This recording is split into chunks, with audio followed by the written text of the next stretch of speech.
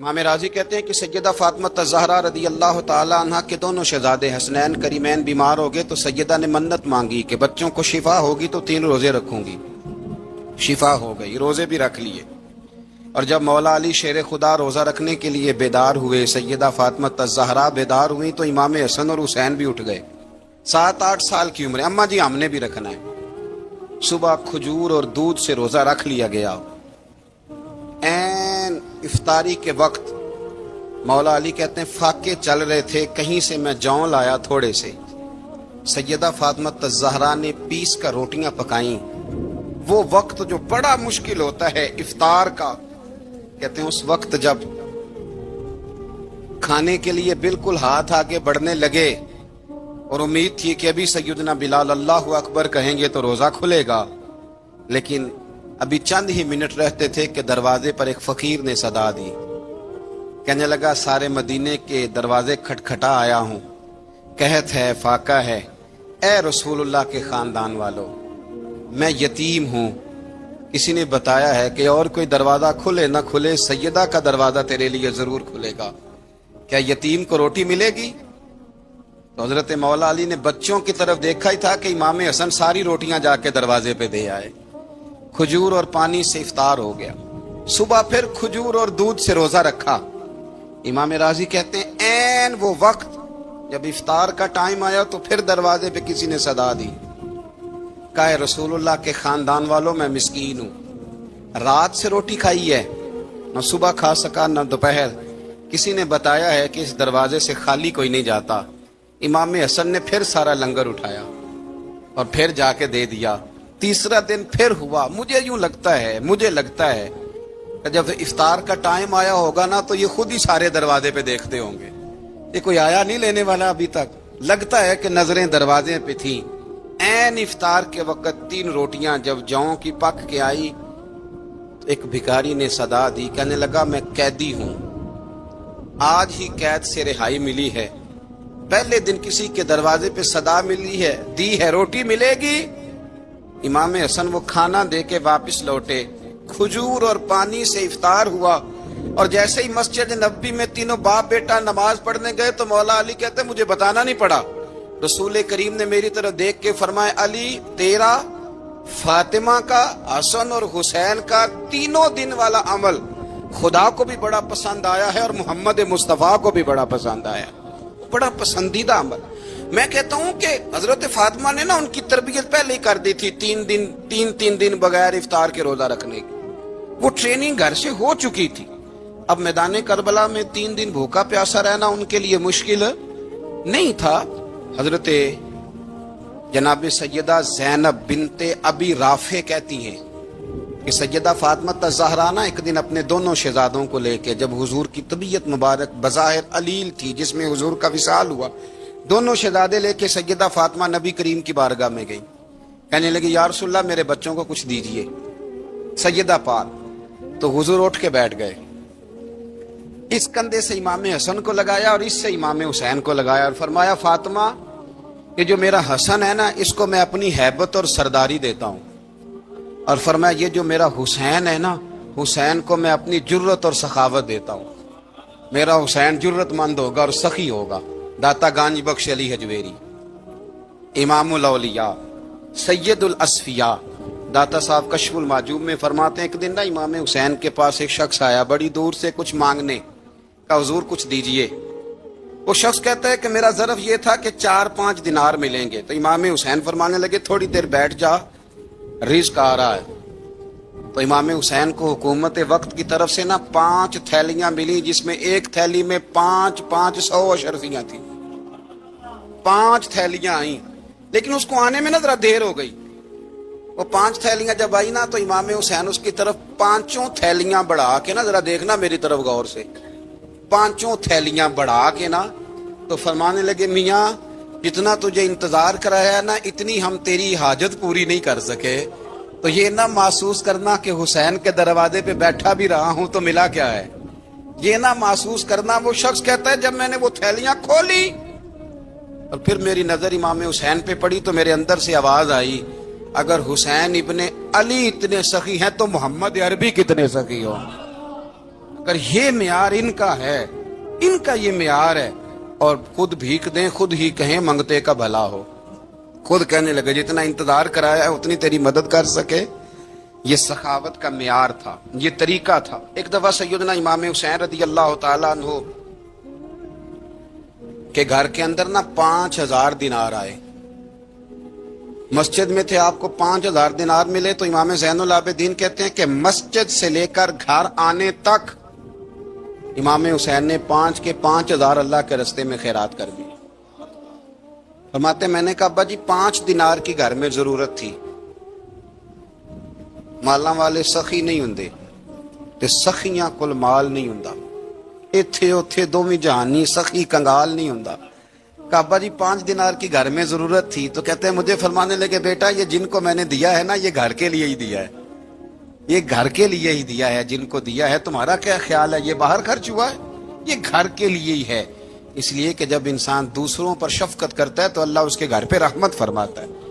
امام حسین کے مزاج میں پہلی بات میں نے ذوق عبادت کی عرض کی، دوسری بات عرض کر رہا ہوں کہ صحابہ حضرت اسامہ بن زید بڑے پیارے ہیں میرے نبی کریم کے، بڑے پیارے۔ حضرت اسامہ بن زید کے بارے میں سیدہ عائشہ صدیقہ فرماتی ہیں ان کے ناک سے اگر ریٹھ نکلتی تھی تو اللہ کے رسول اپنے دستے مبارک سے صاف کر دیتے تھے، اور سرکار فرماتے تھے کہ اگر اسامہ لڑکی ہوتا نا، ان کے غلام کے بیٹے تھے حضرت زید بن عمرو، اگر یہ لڑکی ہوتا میں اسے زیور پہناتا۔ بڑے پیارے تھے، لیکن جب ان کا آخری وقت آیا نا تو 60,000 دینار کا قرضہ تھا، رشتہ داروں سے کہا، دوستوں سے کہا، یاروں سے کہا، اور قرض ادا نہیں ہو رہا تھا۔ حضرت اسامہ بن زید کہتے ہیں بڑا پریشان تھا۔ جب حد ہو گئی نا تو حضرت اسامہ بن زید فرمانے لگے جاؤ کوئی حسین ابن علی کو خبر کرو، ان سے کہو میں نا غلام ہوں آپ کے نانا کا، مقروض دنیا سے چلا گیا تو کیا بنے گا۔ امام حسین کو خبر ملی تو دوڑے آئے۔ لاجپال اس پیر کو نہیں کہتے جو تگڑا نذرانہ لے کے تو ماتھا چوم لے، لاجپال تو اس کو کہتے ہیں کہ جب ضرورت پڑے تو وہ سر پہ موجود ہو۔ حضرت سیدنا امام حسین تشریف لائے تو جناب اسامہ بن زید رو پڑے، کہنے لگے حضور میں نے نا غلامی کی ہے آپ کے نانا کی، اور اس غلامی پہ ناز ہے، اب 60,000 دینار کا قرضہ لے کے دنیا سے جاؤں گا تو میری قبر پہ بوجھ رہے گا۔ امام حسین خادم کو بھی کہہ سکتے تھے جاؤ گھر پیسے پڑے ہیں لے آؤ، امام حسین خود گئے، چادر اوڑھ کے تو اس کی اوٹ میں بکل میں 60,000 دینار چھپا کے لائے، اور جناب اسامہ بن زید کے سامنے رکھ کے کہنے لگے اسامہ یار پیسے رات کو ہی آئے تھے، میں سوچ رہا تھا مجھے تو ضرورت نہیں، اللہ نے کس کا نصیب میرے گھر میں بھیج دیا، مجھے تو حاجت ہی نہیں تھی، اب پتہ چلا پیسے تیرے تھے، اللہ نے حسین کی ڈیوٹی لگائی ہے کہ جا کے دے آ۔ حضرت اسامہ بن زید رو پڑے، فرمانے لگے اللہ آپ کو بہترین صلہ عطا فرمائے۔ امام بڑا ہی پیار کرتے تھے، گھوڑے پہ جا رہے تھے، کچھ فقیر غریب لوگ بیٹھ کے روٹی کھا رہے تھے، کھا کہاں رہے تھے سڑک کے کنارے، تو امام زین العابدین فرماتے ہیں کہ جب امام حسین گزرے تو انہوں نے آواز دی حضور دل کرتا ہے ہمارے ساتھ بیٹھ کے روٹی کھائیں، کائنات کے مالک و مختار کے نواسے اور دنیا کے سب سے بڑے شہزادے گھوڑے سے اترے اور غریبوں کے ساتھ سڑک پہ بیٹھ گئے، روٹی کھانے لگے اور دیر تک کھاتے رہے، اور جب فارغ ہو گئے تو فرمانے لگے کھانے کی ضرورت بھی نہیں تھی، حاجت بھی نہیں تھی، پر تم نے آواز دی تو دل رکھنے کو بیٹھ گیا تھا، اگر اجازت دے تو چلا جاؤں۔ یہ مزاج تھا، یہ طبیعت تھی۔ آپ کے ایک بھائی ہیں چھوٹے، حضرت محمد بن حنفیہ نام ہے، حضرت مولا علی شیر خدا رضی اللہ تعالیٰ عنہ کی دوسری بیوی سے۔ ایک دن حضرت امام حسین ان کے گھر میں بیٹھے تھے تو کسی بات میں نا اختلاف رائے ہو گیا، تو امام علی مقام ناراض ہو گئے، فرمایا آج کے بعد تیرے گھر نہیں آؤں گا، رومال اٹھایا چلے گئے۔ لوگوں نے حضرت محمد بن حنفیہ رضی اللہ تعالیٰ عنہ سے کہا حسین تو ناراض ہو گئے، کبھی نہیں آئیں گے۔ آپ فرمانے لگے بھائی تمہارا ہے کہ میرا؟ جی بھائی تو آپ کے ہیں۔ فرمایا اگر کہو تو چند منٹوں میں حسین واپس آئے۔ جناب ناراضگی ہو گئی ہے۔ فرمایا ناراضگی ہوئی ہے پر میں اس کے دل کی نرمی کو تو جانتا ہوں، اس کے مزاج کے اندر جو محبت ہے اس سے تو ابھی آئے۔ کہ جناب وہ کیسے؟ فرمانے لگے دیکھنا ذرا۔ تو تو امام حسین نے خط لکھا، حضرت محمد بن حنفیہ نے رکا لکھا، کہنے لگے حسین میرے باپ کا نام بھی علی ہے اور آپ کے باپ کا نام بھی علی ہے، پر ایک فضیلت ایسی ہے جس میں آپ کا مقابلہ نہیں کر سکتا، وہ یہ ہے کہ آپ سیدہ فاطمہ تو زہرا کے لال ہیں، اب محمد مصطفیٰ علیہ السلام کے نواسے ہیں۔ کہنے لگے بھائی جان آپ نے نانا جان کی وہ حدیث تو سنی ہوگی کہ دو لوگ ناراض ہو جائیں تو جو صلح پہلے کرے جنت میں پہلے جائے گا۔ فرمانے لگے دل میرا کر رہا تھا کہ پہلے صلح کر لوں، لیکن پھر بڑے بھائی کو پشت کروں گا جنت میں جاتے ہوئے، یہ بھی تو بے ادبی ہے نا۔ اب خط میں نے لکھ دیا ہے، آپ کا جو ارادہ ہو۔ امام حسین نے خط پڑھا تو آنکھوں میں آنسو آ گئے، پھر سے رومال اٹھایا، بچے پوچھنے لگے کہاں جا رہے ہیں؟ کہا بھائی کے گھر جا رہا ہوں۔ کہا آپ تو ناراض تھے؟ فرمایا تھا ناراض پر ہے تو میرا بھائی نا، ہو گئی بات ختم۔ بڑی دل میں نرمی، طبیعت میں سوز، لہجے میں گداز۔ حضرت امیر معاویہ رضی اللہ تعالی عنہ نے ایک شخص کو بھیجا مدینہ منورہ شام سے، تو اس نے کہا میں نے امام حسین سے ملنا ہے، تعارف کیا ہے؟ جناب امیر معاویہ فرمانے لگے مسجد نبوی میں جانا جس کے گرد لوگ سب سے زیادہ ادب سے بیٹھے ہوں اور جس کی باتیں سب سے زیادہ میٹھی ہوں اور جس کی نظریں سب سے زیادہ جھکی ہوں اور جس کے چہرے پر تمہیں سب سے زیادہ وقار نظر آئے وہی علی کے بیٹے حسین ہوں گے۔ جو سب سے زیادہ تمہیں وہاں ماحول کے اندر جو شخص نظر آئے پوچھنے کی ضرورت نہیں پڑے گی۔ وہ شخص کہتا میں مدینے آیا تو میں نے واقعی ایک شخص کو دیکھا، شہد کے گرد مکھیوں کا اتنا ہجوم نہیں ہوتا جتنا امام حسین کے گرد رسول اللہ کے غلاموں کا ہجوم تھا، لیکن نظریں جھکی ہوئی، باتیں میٹھی، لہجہ گداز گداز، لفظوں میں رانائی، اور لوگ کئی باتیں پوچھتے تو علی کے صاحبزادے ایک کا جملہ بولتے تو لگتا یہ کہ وہ جملہ سیدھا دل میں اترتا چلا جاتا ہے۔ امام علی مقام کے کردار میں نا کچھ باتیں بڑی زیادہ تھیں، بہت زیادہ تھیں، بڑا حسن تھا۔ ایک بات تو یہ تھی امام حسین رضی اللہ تعالیٰ عنہ کا علم و فضل بڑا کمال کا تھا۔ ایک دفعہ صحابہ میں مسئلہ بن گیا کہ بچہ پیدا ہوتا ہے تو اس کا وظیفہ کیسے لگانا ہے۔ امام حسین کا علم و فضل بتا رہا ہوں، علم و فضل، تو بات بڑی پیچیدہ ہو گئی۔ حضرت عبداللہ ابن زبیر کے پاس لوگ آئے، کہنے لگے کہ آپ بڑے صاحب علم و فضل ہیں، آپ نے حضور علیہ الصلوۃ والسلام کے ساتھ وقت گزارا ہے، تو مسئلے کو حل کریں کہ بچہ پیدا ہونے کے بعد حکومت اگر وظیفہ لگائے گی تو کب لگائے گی؟ جب بحث طول پکڑ گئی، مسئلہ حل نہیں ہوتا تھا، تو حضرت عبداللہ ابن زبیر کہنے لگے ہم سے نہیں حل ہوگا، ایک بندہ ہے جس کے سینے میں رسول اللہ صلی اللہ تعالی علیہ وسلم کے نور نبوت کا فیضان ہے، وہ یہ مسئلہ حل کریں گے۔ تو کہا وہ کون سے؟ آپ فرمانے لگے جب ہم سے مسائل حل نہیں ہوتے تو ہم ان کے علم سے فائدہ اٹھاتے ہیں۔ کہا کون ہے؟ کہا جناب امام حسین۔ تو لوگ حضرت امام حسین کے پاس گئے، کہ حضرت یہ ایک مسئلہ الجھ گیا ہے کہ بچہ پیدا ہو تو وظیفہ کب لگانا ہے؟ فرمایا الجھنے والی بات ہی کوئی نہیں، پیدا ہونے کے بعد جب وہ پہلی دفعہ آواز نکالے تو اس کا وظیفہ لگا دو۔ اس کا مطلب یہ ہے کہ وہ دنیا میں آ گیا ہے، اس نے اپنے آنے کا اظہار کر دیا ہے، اعلان کر دیا ہے، اب اس کا وظیفہ لگا دو۔ تو اس پر پھر صحابہ کا اتفاق ہو گیا۔ امام حسین کے علم سے، فضل سے لوگ فیض اٹھاتے تھے۔ حضرت سیدنا امام حسین کی شہادت کے بعد حضرت عبداللہ ابن زبیر رضی اللہ تعالیٰ عنہ نے قاتلان حسین سے خطاب کیا اور فرمانے لگے اللہ کی قسم تم نے اس شخص کو شہید کیا ہے جو راتوں کو لمبے لمبے قیام کرتا تھا، اور تم نے اس شخص کو شہید کیا ہے جس سے میں دن میں جب بھی ملتا تھا تو وہ روزے سے ہوتا تھا۔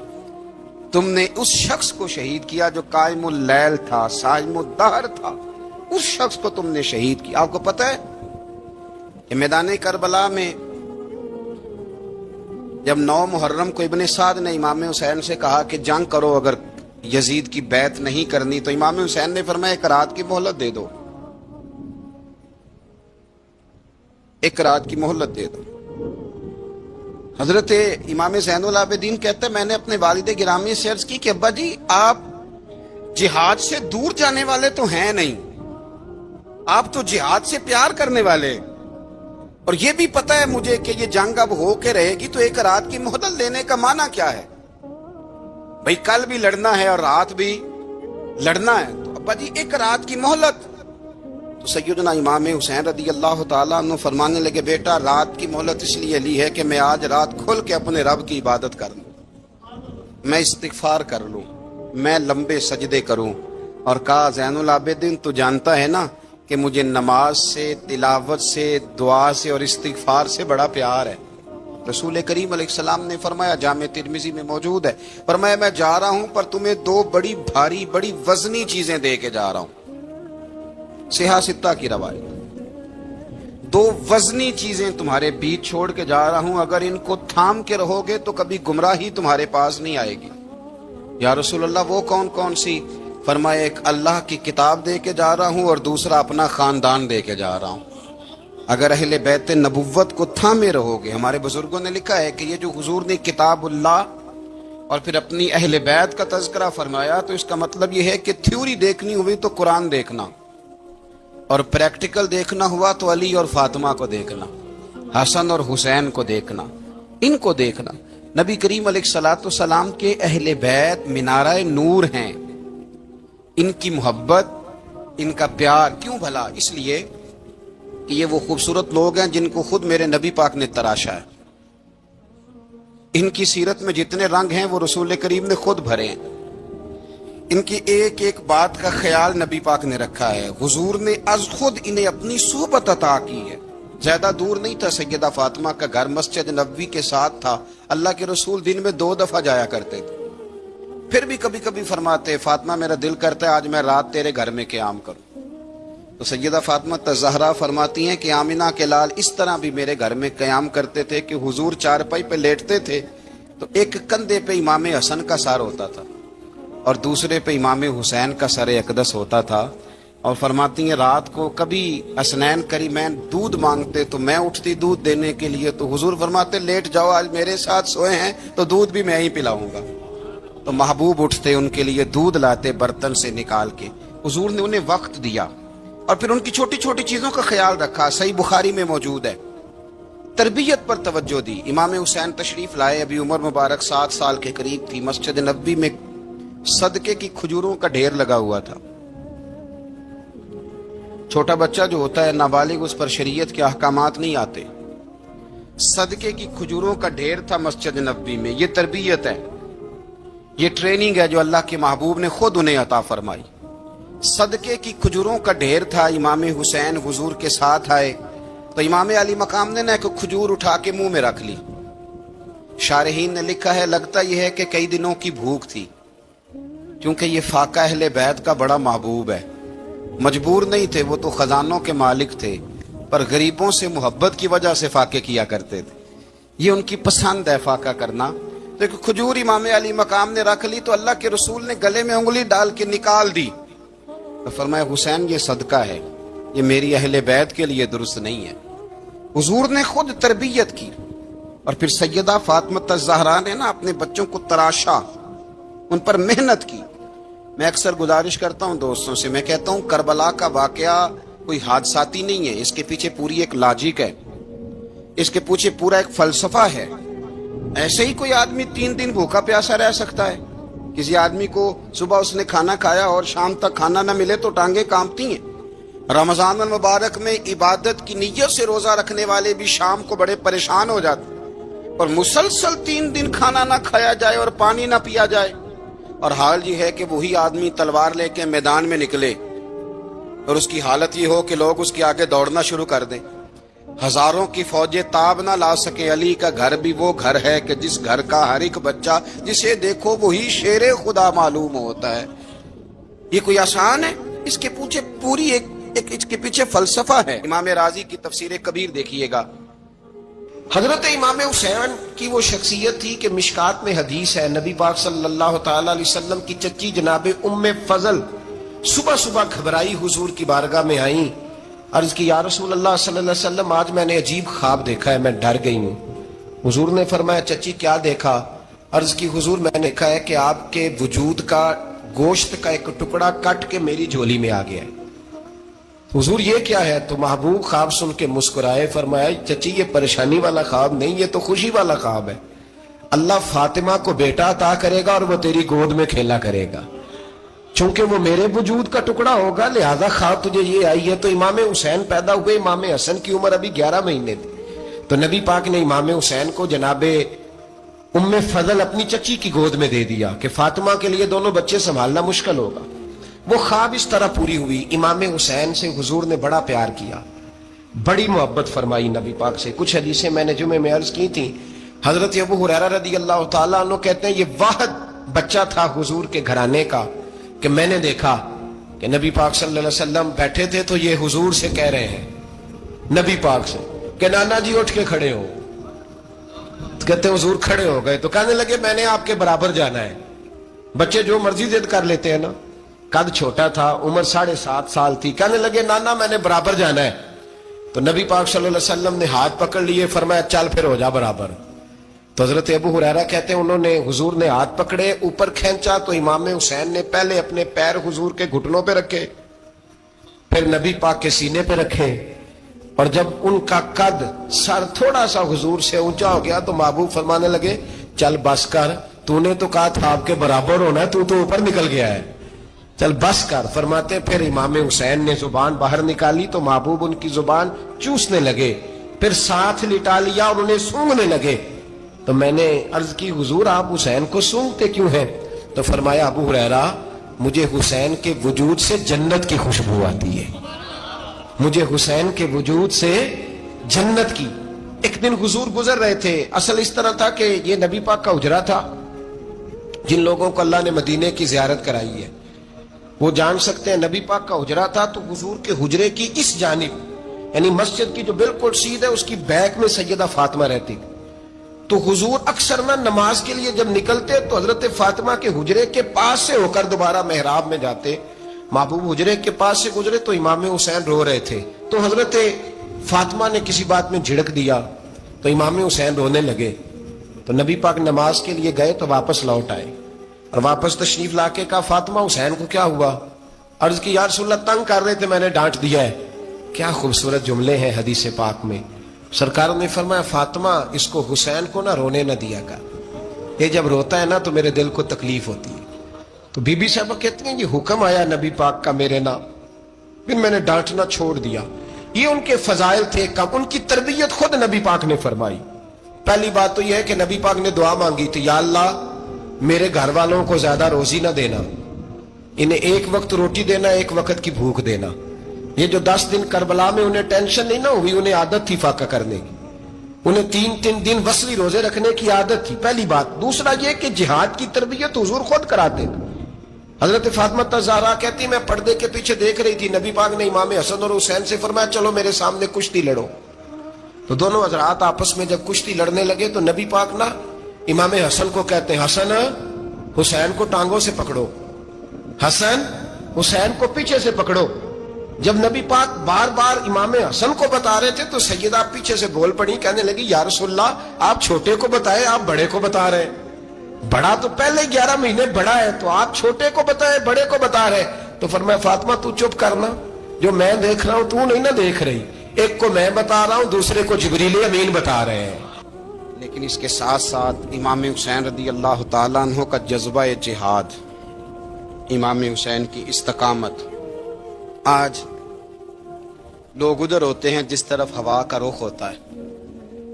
آج لوگوں کی سوچوں کا زاویہ یہ ہے کہ جدھر رش زیادہ ہوگا ہم بھی ادھر جائیں گے. ہم یہ نہیں دیکھتے حق کس طرف ہے, ہم یہ دیکھتے ہیں رش کس طرف ہے. امام حسین رضی اللہ تعالیٰ عنہ نے رش نہیں دیکھا, حق دیکھا. امام حسین رضی اللہ تعالیٰ عنہ استقامت کے وہ پہاڑ ہیں, معمولی آدمی نہیں تھے. فرزق شاعر کہتا ہے کہ میں نے امام حسین سے کہا تھا, میں نے کہا لوگوں کی تلواریں یزید کے ساتھ ہیں پر دل آپ کے ساتھ ہیں, دل آپ کے ساتھ ہیں.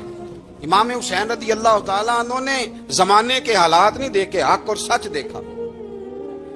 جتنی چیزیں انسان کو کمزور کر سکتی ہیں وہ ساری امام حسین پہ طاری کی گئیں. جتنی چیزیں, وطن چھوڑنا کتنا کو مشکل ہوتا ہے. شالا پردیسی کوئی بھی نہ تھی وے کخ جنا تو پارے. حضرت سلطان باؤ فرماتے ہیں بچو پردیسی ہونا کوئی آسان ہے؟ جس آدمی کا کسی چھوٹے سے گاؤں میں بھی مکان ہو چھوڑنا پڑ جائے تو روٹا ہے. تو مجھے بتاؤ جس نے اپنا سارا بچپن مدینے میں گزارا ہو, آج جو 1 ہفتہ مدینے رہ کے آتے ہیں ان سے واپس نکلنا مشکل ہوتا ہے. لیکن امام حسین حق کا رستہ تھا، وطن کی قربانی دی، اور معمولی وطن نہیں، مدینے جیسا وطن.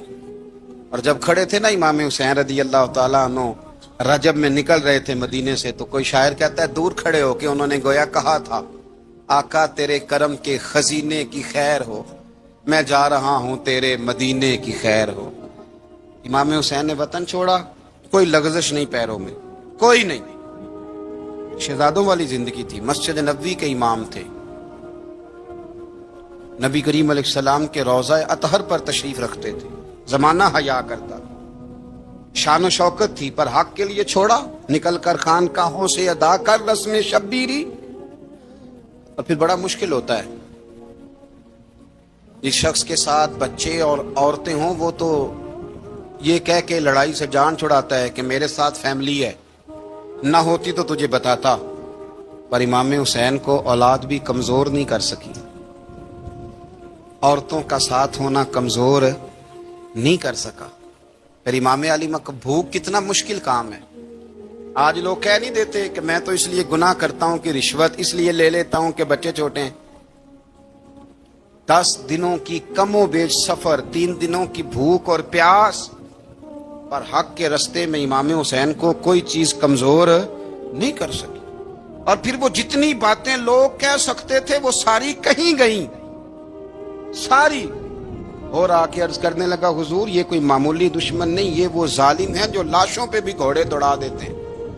تو امام علی مقام فرمانے لگے جو شہادت کا جذبہ لے کے نکلے وہ پھر انجام نہیں دیکھا کرتا. وہ انجام، وہ جتنی چیزیں جو استقامت کے رستے میں آ سکتی ہیں وہ ساری چیزیں رستے میں آئیں، پر امام علی مقام نے کسی چیز کی پرواہ نہیں کی. آج کا مسئلہ یہ ہے کہ آج لوگوں میں استقامت نہیں ہے. رات کو کچھ ہوتے ہیں، سویرے کچھ ہوتے ہیں، دوپہر کو کچھ ہوتے ہیں، شام کو کچھ ہوتے ہیں. ہمارا کل انداز تکلم کچھ اور ہوتا ہے، صبح کچھ اور ہوتا ہے. امام علی مقام میدان میں رہے، ایک میت گھر میں ہو جائے تو کئی دنوں تک آنکھ کھلتی نہیں، ہوش رہتا نہیں. سب سے زیادہ مصائب امام حسین نے دیکھے، سب سے زیادہ. اور گھوڑے پر بیٹھنے سے پہلے ساری تکلیفیں آپ دیکھ چکے تھے. باپ کا جنازہ اٹھانا آسان ہوتا ہے، بیٹے کا جنازہ اٹھانا بڑا مشکل ہوتا ہے. پر امام حسین نے بیٹوں کے جنازے اٹھائے. حضرت علی اصغر کی لاش کو امام حسین نے اپنے دست مبارک سے دفن کیا. اور جناب علی اکبر کی میت کو جب آپ اٹھا کے لا رہے تھے تو سیدہ زینب فرماتی ہیں کہ مجھے یوں کبھی لگتا تھا حسین کا قد بڑا ہے اور کبھی لگتا تھا علی اکبر کا قد بڑا ہے. اور فرماتی ہیں کہ پھر حضرت قاسم بن حسن کو بھی وہ اٹھا کے لائے، اور جناب عباس کے وجود سے الگ ہونے والے بازو انہوں نے لا کے حضرت عباس کے وجود کے ساتھ بھی رکھے. انہوں نے یہ سارا منظر دیکھا. لیکن جب حسین ابن علی اپنی دفعہ گھوڑے پہ سوار ہوئے تو لگتا یہ تھا کہ ان سے زیادہ بہادر کوئی نہیں. ایک جملہ بھی یزیدی فوج کے سامنے امام حسین نے کمزور نہیں کہا، ایک جملہ بھی، ایک فکرہ بھی کچا نہیں بولا، کہیں بھی کوئی منت نہیں کی، کسی جگہ بھی ان کے پائے استقلال میں کوئی لغزش نہیں آئی. جب لوگوں کو پتہ چل جائے کہ اب سامنے موت ہی موت ہے، سوائے اس کے چارہ کچھ بھی نہیں، تو بہت ساری رخصت اور اجازت تو دین بھی دیتا ہے. پر امام حسین کسی جگہ کسی رخصت پر عمل کرتے نظر نہیں آتے. ڈٹ کے بات کی، ڈٹ کے. اور پھر جب میدان میں نکلے، اللہ اکبر. تو ابن سعد کہنے لگا کہ اگر 2 کر کے ایک کر کے جاؤ گے تو یہ 45,000 کا لشکر سارا حسین کاٹ ڈالے گا. یک بارگی حملہ کرو گے تو بات. اتنی استقامت، اتنا. آج تو لوگ ڈپریشن کے مریض ہیں، آج تو لوگ ٹینشن کے مریض ہیں. ہر دوسری بات میں لوگ کہتے ہیں وہ بڑا، پر کس بات سے؟ مطلب کیا آپ نے زندگی میں صرف جاب نہیں مل رہی، صرف بیماری آ گئی، صرف خرچہ نہیں گھر میں بڑا، کس بات کا ڈپریشن؟ امام حسین کی زندگی بتلاتی ہے کہ وہ لوگ بھی کوئی دنیا میں کمال حاصل کر سکتے ہیں جو چھوٹی چھوٹی بات پہ روتے ہیں. مال بھی ہے، جوانی بھی ہے، گھر بھی ہے، مکان بھی ہے، بچے بھی ہیں، عزت بھی ہے، صرف پیسے نہیں. اور انسان ہے کہ آنکھیں نہیں کھل رہی، وہ سمجھتا ہے میں کسی کام کا ہی، فقط پیسے نہیں بس. او خدا کے بندو، امام علی مقام نے فرمایا سارا کچھ لٹا کے بھی جو میدان میں کھڑا رہے اسے حسین ابن علی کہا جاتا ہے، اسے حسین ابن علی کہا جاتا ہے. حسین ابن علی کی شان رفت کوئی کیا جانے، حسن جانے، علی جانے، نبی جانے، خدا جانے، کون جانے امام علی مقام کا معیار؟ تو امام حسین رضی اللہ تعالیٰ عنہ کی زندگی ہمیں بتاتی ہے کہ ذوق والی عبادت کرو۔ امام حسین کی زندگی ہمیں بتاتی ہے کہ جب تم سخاوت کرو تو پھر اپنی حیثیت سے بڑھ کر کرو، اور امام حسین کی زندگی ہمیں بتاتی ہے کہ دل میں کسی کے لیے کوئی بات نہ رکھو، صلح کرنے میں پہل کرو، محبتیں کرنے میں آگے بڑھو۔ اور امام حسین کی زندگی ہمیں بتلاتی ہے کہ جب دنیا میں تم نے کچھ کرنا ہے تو پھر ڈٹنا بھی سیکھو، پھر کھڑے ہونا بھی سیکھو۔ یہ نہ دیکھو کہ حالات، امام حسین نے ایک دن بھی حکومت نہیں کی، یزید نے 4.5 سال کی، لیکن قیامت تک دلوں پہ حکومت امام حسین کی رہے گی، امام حسین کی رہے گی، اس لیے کہ ان میں استقامت تھی۔ امام حسین کے ساتھ اس وقت 72 لوگ تھے، لیکن آج کائنات کا ذرہ ذرہ امام حسین کے ساتھ ہے۔ اس کا مطلب ہے وقت لگتا ہے، نظریہ غالب آ ہی جایا کرتا ہے، تو استقامت والی زندگی گزاریں۔ حضرت عمر جب نعرہ لگاتے نا تو کیسر و کسرا کانپتے، سفیر آتے روم کے ملنے کے لیے تو کہتے جاؤ عمر نفل پڑھ رہے ہیں، ٹائم کوئی نہیں۔ ایک دن اندر میٹنگ ہو رہی تھی، حضرت عمر میٹنگ میں بیٹھے تھے، آپ کے بیٹے ملنے آئے عبداللہ ابن عمر، ابا جی اندر آ جاؤ، فرمایا دروازے پہ کھڑا ہو، میں ضروری بات کر رہا ہوں، اندر نہ آنا۔ جناب عبداللہ ابن عمر کہتے ہیں میں دروازے پہ کھڑا ہو گیا، تھوڑی دیر گزری تو امام حسین بھی آ گئے۔ ایک حدیث میں، ایک روایت میں امام حسن کا لفظ بھی ہے، امام حسین آئے، آ کے عبداللہ ابن عمر سے کہنے لگے عمر فاروق اندر ہے؟ تو کہا وہ اندر تو ہے۔ تو کہا آپ کیوں دروازے پہ کھڑے ہیں؟ کہنے لگے ابا جی نے کہا ہے یہاں انتظار کرو، میں کوئی ضروری بات کر رہا ہوں، لیکن شہزادے میرے لیے کہا ہے، میرے لیے آپ جانا چاہیں تو چلے جائیں۔ امام حسین کہنے لگے امیر المومنین کوئی بات کر رہے ہوں گے، میں ظہر کے وقت مسجد میں مل لوں گا، ظہر کا ٹائم آئے گا نا تو میں مسجد میں مل لوں گا۔ یہ کہہ کے چلے گئے۔ حضرت عمر باہر آئے تو حضرت عبداللہ ابن عمر سے کہا کہ کوئی آیا تو نہیں؟ عرض کی حضور حسین ابن علی آئے، حسین ابن علی۔ تو کہا اندر کیوں نہیں بھیجا؟ کہا میں نے کہا تھا بے شک چلے جائیں، لیکن وہ کہہ رہے تھے کہ میں ظہر کے وقت مسجد میں مل لوں گا۔ تو سیدنا عمر فاروق فرمانے لگے عبداللہ تجھے تیری مار ہوئے، حسین کو کیوں واپس بھیجا؟ پھر عمر دنیا داروں کے سامنے ڈٹنا، کھڑا ہونا عمر پہ ختم ہے، لیکن جو اندر کی بات ہے نا، روح کی، جو عقیدت کی بات ہے، جو وفا کا رشتہ ہے، اس کو کون سمجھے؟ یہ جو روح کی مجبوریاں ہیں، یہ جو وفا کی مجبوریاں ہیں، اسے لوگ کیا سمجھیں؟ انہیں کیا پتا کہ مرشد کے بیٹے کے پیر چومنے میں حسن کیا ہوتا ہے؟ انہیں کیا پتا کہ جب استاد کا بیٹا گھر میں آتا ہے تو دل کرتا ہے مکان بیچ کے اسے دے دیں، اس کے بعد کی نیکیاں بڑی ہیں۔